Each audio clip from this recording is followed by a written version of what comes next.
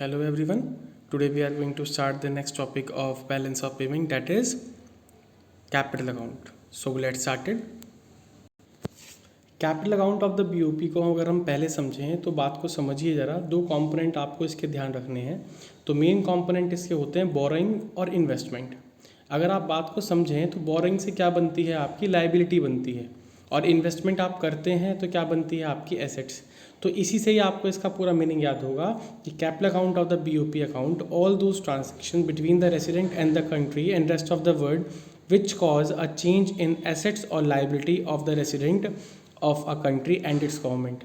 The transaction जिससे आपकी assets और लायबिलिटी अफेक्ट होती हैं, that's called your capital account. In other words, capital account transactions leads to future claims. Future claims, if you borrow from someone you have to pay in the future.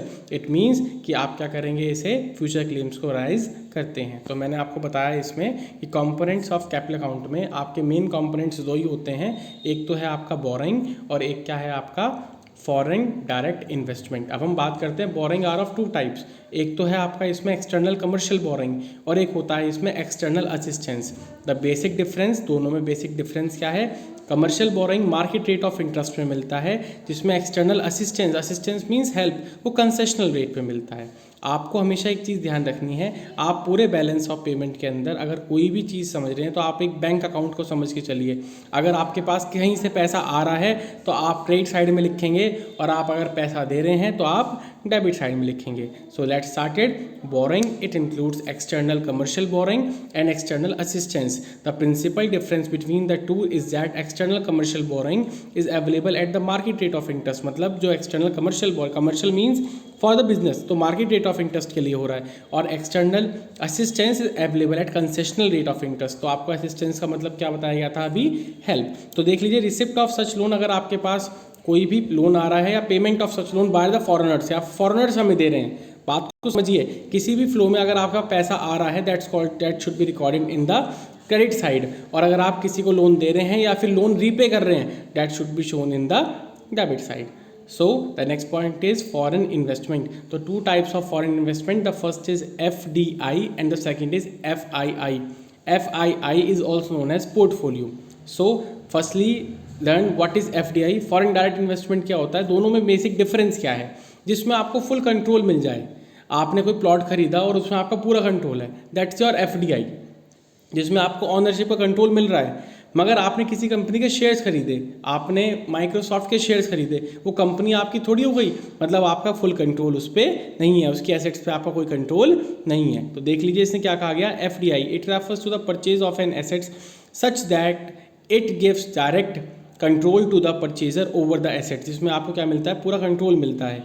For example, purchase of land and building. Portfolio investment, it refers to the purchase of an assets such that is doesn't give any direct control over the assets to the producer. For example, purchase of shares, it also includes foreign institutional investment. तो इसे क्या कहा जाता है, इसके अंदर foreign institutional investments भी आते हैं। तो let's start the difference between the current account and the capital account. ध्यान से समझिएगा, जो एसेट्स एंड लायबिलिटीज़ को अफेक्ट करते हैं, these are the capital account. आप समझ सकते हैं, दो कंपोनेंट अपने दिमाग में रखिए कि एक तो बोरोइंग है और एक क्या है आपका आपका FDI है। तो बोरिंग से क्या बनेगी, लाइबिलिटी मींस, और डिसइन्वेस्टमेंट या फिर इन्वेस्टमेंट से क्या होगी, आपकी एसेट्स। तो देख लीजिए, सबसे पहला डिफरेंस आप इसमें कह सकते हैं कि करंट अकाउंट आपके एसेट और लाइबिलिटी स्टेटस को अफेक्ट नहीं करता, इसमें कोई फ्यूचर क्लेम्स नहीं होते। मैं एक बार रिपीट कर देता हूँ, करंट अकाउंट क्या होता है, जिसके अंदर आपके export import of goods, export import of services और यूनिलेटरल ट्रांसफर्स आते हैं। और कैपिटल अकाउंट में अभी आपने समझा बोरिंग और FDI। Let's started. Current account record receipt and payment of the foreign exchange on account of such transaction which does not impact asset and liability status of the country in relation to rest of the world. जो आपके asset और liability status को affect नहीं करते, that's your current account. Current account transaction does not give rise to the future claim. Just opposite यहाँ पे है, asset and liability status को affect करते हैं और future claims को भी rise करते हैं। तो आप कंपोजिशन या कंपोनेंट्स की बात करें तो अभी मैंने आपको स्टार्टिंग में ही बताया, तो इसके अंदर एक्सपोर्ट इंपोर्ट ऑफ गुड्स आते हैं, एक्सपोर्ट इंपोर्ट ऑफ सर्विसेज और करंट ट्रांसफर को हम यूनिलेटरल ट्रांसफर्स कहते हैं। गिफ्ट, ग्रांट, डोनेशन, हेल्प करना, वो भी किसके अंदर आएगा, आपके करंट अकाउंट के अंदर आएगा। कैपिटल अकाउंट ट्रांजैक्शंस में क्या आता है, आपका बोरिंग और फॉरेन इन्वेस्टमेंट, ये प्रिंसिपल है।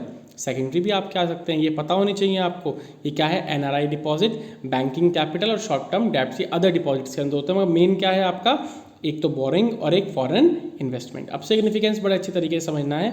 आपको पता है कि करंट अकाउंट के अंदर हम एक्सपोर्ट इंपोर्ट ऑफ गुड्स देखते हैं, सर्विसेज देखते हैं, और कैपिटल अकाउंट के अंदर हम क्या देखते हैं भाई, कैपिटल अकाउंट के अंदर हम क्या देखते हैं, हम बोरिंग और एक तरह से इन्वेस्टमेंट के बारे में बात करते हैं। तो current account transaction reveals x-N-M means export and import, an important component of aggregate demand in the domestic economy. भाई एक इंपॉर्टेंट कंपोनेंट है आपकी एग्रीगेट डिमांड का। Current account transaction reveals net factor income from abroad, an important component of national income. आपने national income पढ़ रखी है तो आपको पता होगा कि करंट ट्रांसफर जो आप करंट अकाउंट में जो भी एक्सपोर्ट और इंपोर्ट करते हैं, हमारा जो देश है, अगर आप कोई किसी देश को आप कहते हो कि अगर आप अरब कंट्रीज़ की बात करते हो, वो रिच क्यों है, because they are exporting the crude oil. तो एक इम्पॉर्टेंट पार्ट है आपके देश की नेशनल इनकम का। इसी तरह से अगर हम बात समझें तो capital account transaction reveals the boring from rest of the world. देखिए भाई कैपिटल अकाउंट में जो भी पैसा आएगा आपका बोरिंग से आएगा। तो बोरिंग, पहले तो हम बोरिंग की बात करेंगे ना, फिर इन्वेस्टमेंट की बात करेंगे। तो ये क्या शो करता है, दैट्स योर बैकवर्डनेस, आपके देश की बैकवर्डनेस को शो करता है। Capital account transaction show foreign investment in the domestic economy.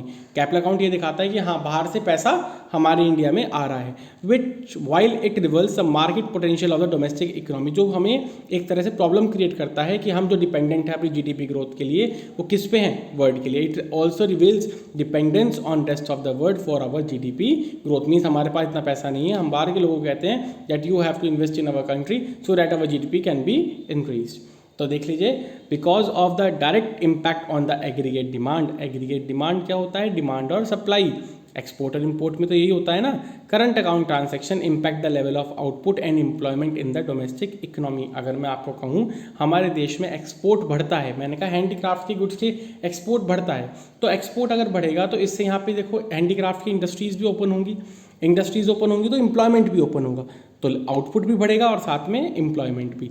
और जिसमें कैपिटल अकाउंट कोई भी डायरेक्ट इम्पैक्ट नहीं देता आपके आउटपुट पे और एम्प्लॉयमेंट में, क्योंकि ये इंक्लूड करता है बोरिंग और एफडीआई। तो इसमें कहा this transaction just reveal asset and liability status of the economy in relation to rest of the world. कुछ बच्चे ये सोचते हैं कि बाहर की कंपनीज यहाँ आएंगी तो वो एम्प्लॉयमेंट जनरेट करेंगी, आउटपुट बनाएंगी, मगर पहली बात वो हमारे लिए एसेट्स और लायबिलिटी का काम भी करती हैं। तो हम करंट अकाउंट कैपिटल अकाउंट में उस चीज़ को पहले देखेंगे, ठीक है।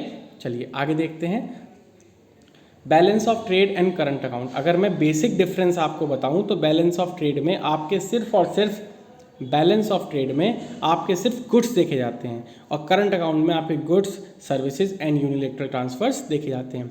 गुड्स को हम मर्चेंडाइज भी कहते हैं और विजिबल ट्रांजैक्शंस भी कहते हैं। Let's started. Balance of trade is that account which record import and export of goods only. जो क्या देखता है, इम्पोर्ट और एक्सपोर्ट देखता है गुड्स का।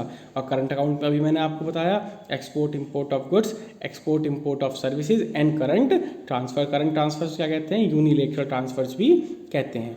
तो it is the difference between visible export and visible import. ये डिफरेंस है किसके बीच का, विजिबल एक्सपोर्ट का और विजिबल इम्पोर्ट का। It is a sum total of trade balance, invisible balance. Invisible balance include non factor income arising out of factor services balance on transfer. मतलब एक तरह से सब कुछ इंक्लूड जो होगा वो करंट अकाउंट में होगा और बैलेंस ऑफ ट्रेड में सिर्फ और सिर्फ क्या होंगे, आपके गुड्स होंगे। तो देख लीजिए इसने क्या कहा यहाँ पे, it involves international transaction arising to physical goods which can be seen crossing the borders. मतलब जो फिजिकल गुड्स का मतलब आपको दिख रहा है कि वहाँ से हम क्रूड ऑयल को इम्पोर्ट कर रहे हैं, तो दीज आर द थिंग्स।